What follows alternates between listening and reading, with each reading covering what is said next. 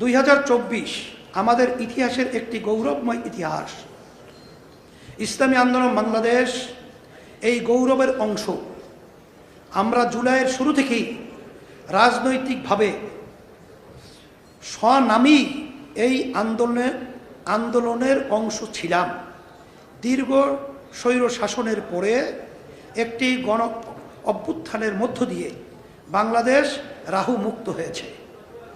এখন সময় হলো বাংলাদেশ গড়া। ইসলামী আন্দোলন বাংলাদেশ সেই 1987 সাল থেকেই বলে আসছে যে আমাদের নিজস্ব ইতিহাস ও বোধ বিশ্বাস সমর্থিত সংবিধান দরকার। কারণ বর্তমান সংবিধান নিজেই সমস্যাজনক।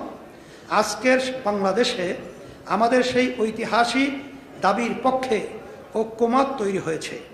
ইসলামী আন্দোলন বাংলাদেশ দেশের রাজনৈতিক চরিত্র পরিবর্তন করে সৌহার্দ্য ও সহযোগিতাপূর্ণ রাজনৈতিক পরিবেশ নির্মাণ করতে চায়।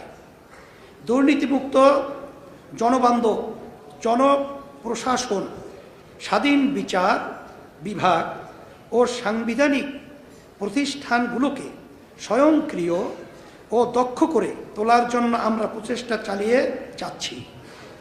সম্মানিত সুধীমণ্ডলী, বিগত বছরগুলোতে রাজনৈতিক সদিচ্ছার অভাব এবং কোনো কোনো ক্ষেত্রে অসুস্থ রাজনীতির কারণে বাংলাদেশের সাংবিধানিক প্রতিষ্ঠানগুলো ধ্বংসপ্রায় হয়েছে, যার সুযোগে দেশে স্বৈরতন্ত্র প্রতিষ্ঠা পেয়েছিল। আমরা আর আগের অবস্থায় যেতে চাই না। তাই সংস্কার অপরিহার্য। ইসলামী আন্দোলন বাংলাদেশ বারংবার প্রয়োজনীয় সংস্কারের প্রতি জোরালো সমর্থন জানিয়ে আসছে। বিশেষ করে সংবিধান, নির্বাচন কমিশন, জনপ্রশাসন, পুলিশ, দুদক ও বিচার বিভাগের সংস্কার জরুরি হয়ে দাঁড়িয়েছে। এসব ক্ষেত্রে প্রয়োজনীয় সংস্কার না হলে আগের তিমিরে ফেরত যাওয়ার আশঙ্কা থেকে যাবে। তাই এসব ক্ষেত্রে সংস্কার হতেই হবে। নির্বাচন ব্যবস্থা সংস্কারের ক্ষেত্রে আমরা বিশ্বের 90টিরও বেশি দেশে অনুসৃত সাংখ্যানুপাতিক পদ্ধতি পিআর নির্বাচন পদ্ধতি দাবি করেছি।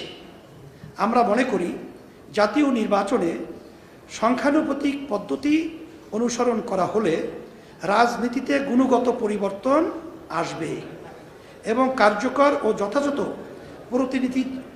প্রতিনিধিত্বশীল পার্লামেন্ট গঠিত হবে।